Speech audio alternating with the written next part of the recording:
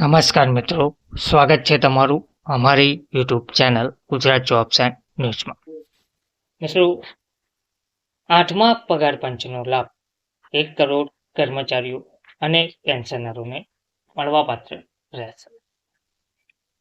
તો 8મા પગાર પંચને લઈને વધુ એક મહત્વની અપડેટ સામે આવી રહી છે, જેની કર્મચારીઓ આતુરતાથી રાહ જોઈ રહ્યા છે.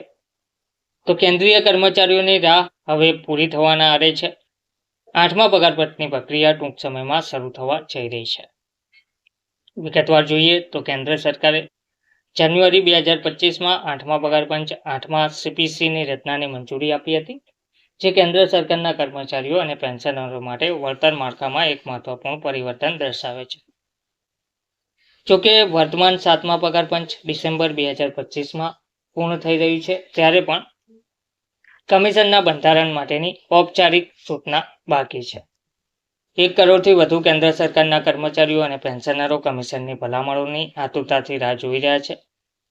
બાકી પરામર્શને કારણે સત્તાવાર વિલંબની પુષ્ટિની વાત કરીએ તો 8મા સીપીસી સંબંધિત સત્તાવાર સૂચનામાં વિલંબ થયો છે.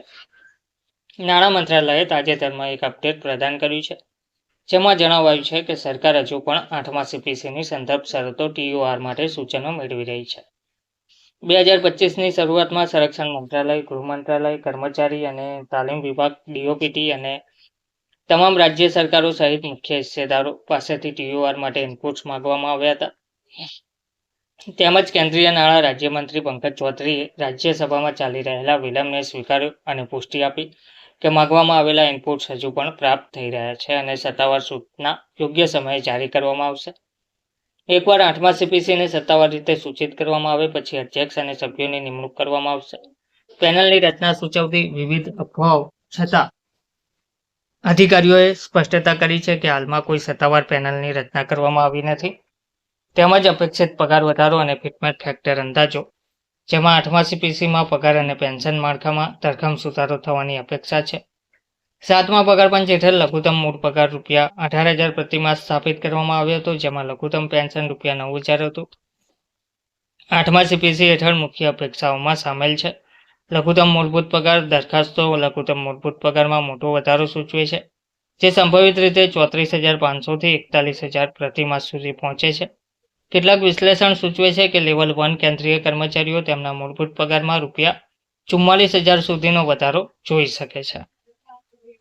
ફિટમેન્ટ ફેક્ટર એ એક મહત્વપૂર્ણ ગુણક છે, જેનો ઉપયોગ જૂના પગાર માળખામાંથી નવામાં ખસેડતી વખતે સુધારેલા મૂળભૂત પગારની ગણતરી કરવા માટે થાય છે. 7મા સીપીસીમાં 2.57ના ફિટમેન્ટ ફેક્ટરનો ઉપયોગ કરવામાં આવ્યો હતો. ચર્ચાઓ સૂચવે છે કે 8મા સીપીસી ફિટમેન્ટ ફેક્ટર 2.86 સુધી વધી શકે છે. જોકે અંદાજો 1.92 ગુણ્યા થી 2.86 ગુણ્યા સુધીના છે. આ અંદાજિત પરિબળોને લાગુ કરવાથી લઘુત્તમ મૂળભૂત પગાર મળે છે ₹34,560 1.92 ગુણ્યા ફિટમેન્ટ ફેક્ટર પર અને ₹37,440 2.8 ગુણ્યા ફિટમેન્ટ ફેક્ટર પર જોવા મળી રહ્યો છે. પેન્શનની વાત કરીએ તો લઘુત્તમ પેન્શનમાં પણ નોંધપાત્ર વધારો થવાની ધારણા છે. અંદાજ મુજબ નવા લઘુત્તમ મૂળભૂત પેન્શન ₹17,280 1.92 ગુણ્યા પર અથવા તો ₹18,720 2.8 ગુણ્યા પર ની આસપાસ હોઈ શકે છે. કમિશન પેન્શન વિતરણ પ્રક્રિયામાં પણ સુધારો કરે તેવી અપેક્ષા છે, જે નવા માળખા સાથે સમયસર ગોઠવણો સુનિશ્ચિત કરે છે. ભથ્થા અને ડીએ મર્જર પર ધ્યાન કેન્દ્રિત કરવામાં આવી રહ્યું છે. 8મા પગાર પંચ દ્વારા મોંઘવારી ભથ્થા ડીએ, ઘરભાડા ભથ્થા HRA અને પરિવહન ભથ્થા TA જેવા ભથ્થાઓની એકંદર સમીક્ષા કરવામાં આવે તેવી અપેક્ષા છે, જેથી વર્તમાન ફુગાવાના વલણો અને આર્થિક પરિસ્થિતિઓને સચોટ રીતે પ્રતિબંધિત કરી શકાય. મોંઘવારી ભથ્થા ડીએને મૂળભૂત પગાર સાથે મર્જ કરવાની એક મહત્વપૂર્ણ અપેક્ષા છે. ઐતિહાસિક રીતે જ્યારે તે 50% થ્રેશહોલ્ડને પાર કરે છે, ત્યારે ડીએને મૂળ પગાર સાથે મર્જ કરવામાં આવે છે, જે 5મા અને 6ઠ્ઠા પગાર પંચ દરમિયાન એક ઉદાહરણ હતું.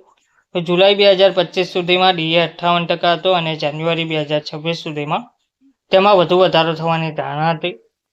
કેન્દ્ર સરકારના કર્મચારીઓ અને યુનિયનો નાણાં મંત્રાલયને આ ઐતિહાસિક ઉદાહરણનું સન્માન કરવા વિનંતી કરી રહ્યા છે. જો મર્જર થાય છે તો ડીએ અને મોંઘવારી રાહત DR 0 પર ફરીથી સેટ કરવામાં આવશે અને મર્જ કરેલા મૂળભૂત પગાર પર લાગુ કરાયેલા નવા ફિટમેન્ટ ફેક્ટરનો ઉપયોગ કરીને પગારની ફરીથી ગણતરી કરવામાં આવશે તેવું જણાવવામાં આવી રહ્યું છે. ધન્યવાદ.